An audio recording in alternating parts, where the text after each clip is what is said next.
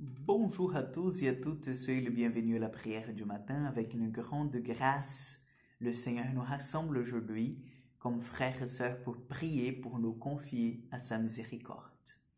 Au nom du Père, du Fils et du Saint-Esprit. Amen. Je vous salue Marie, pleine de grâce, le Seigneur est avec vous.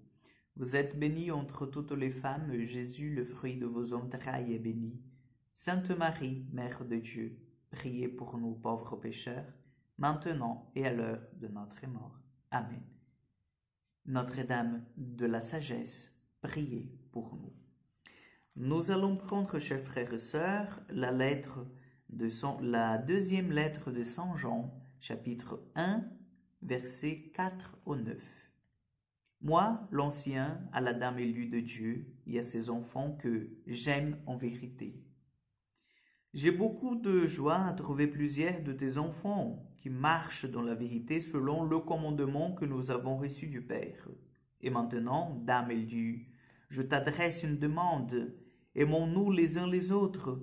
Ce que je t'écris, là, ce n'est pas un commandement nouveau. Nous l'avions depuis le commencement. Or, l'amour, c'est ce que nous marchions selon ces commandements. Tel le commandement selon lequel vous devez marcher, comme depuis le commencement vous l'avez appris. Beaucoup d'imposteurs se sont répandus dans le monde. Ils refusent de proclamer que Jésus-Christ est venu dans la chair. Celui qui agit ainsi est l'imposteur et l'antichrist. Prenez garde à vous-même pour ne pas perdre le fruit de notre travail, mais pour recevoir intégralement votre salaire. Quiconque va trop loin et ne se tient pas à l'enseignement du Christ, celui-là se sépare de Dieu. Mais celui qui se tient à cet enseignement, celui-là reste attaché au Père et au Fils. Parole du Seigneur. Oui, chers frères et sœurs, la grande importance de s'attacher à la foi, à la véritable foi, à la foi des apôtres, au témoignage apostolique. Vous savez bien que nous, au long des siècles, nous avons toujours eu ce souci de l'orthodoxie de la foi, c'est-à-dire d'une vraie transmission de ce que Jésus a appris à ses apôtres.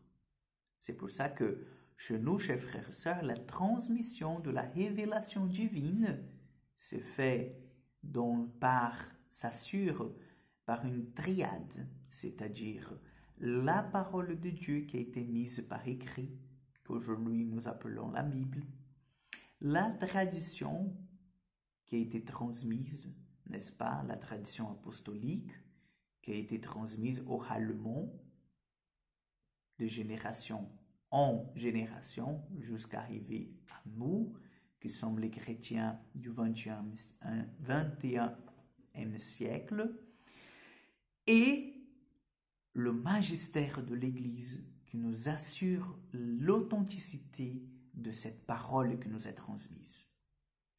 Donc, si vous voulez, la tradition orale que nous avons, la Bible que nous lisons aujourd'hui, elle est en fait donnée, elle est confirmée, authentifiée par le magistère de l'Église, que c'est en fait le pape et les évêques.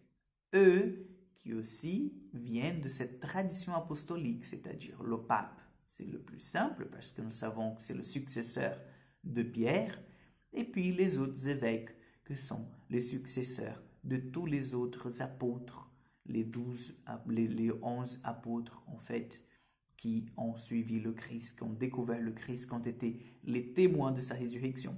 Donc c'est pour ça, chers frères et sœurs, que nous avons cette certitude de que ce que nous voyons, de ce que nous recevons comme contenu, c'est en accord avec le message du Christ, parce que ça remonte à la source, vous voyez. Et aujourd'hui, Jean, il vient justement exhorter en fait à la communauté de ne pas écouter d'autres choses, sinon à ce que a été déjà révélé.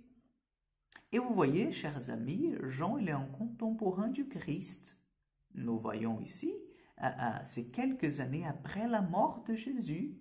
Donc, ce n'est pas comme nous, 2000 ans après la mort de Jésus, mais c'est quelques années après, les gens ont commencé déjà à dire n'importe quoi, à raconter n'importe quoi de la vie de Jésus, des enseignements du Christ. Les gens ont dit non, non, non. Fiez-vous à ceux qui vous est transmis par ceux qui étaient avec le Christ. Et là, vous avez les 12, donc vous avez les témoins véritables de la foi. Donc, demandons au Seigneur que nous soyons de véritables disciples du Christ qui savent chercher dans de bonnes sources la vraie foi, la foi que le Seigneur nous a laissée. Amen. Le Seigneur soit avec vous, que Dieu Tout-Puissant vous bénisse, le Père, le Fils et le Saint-Esprit. Amen.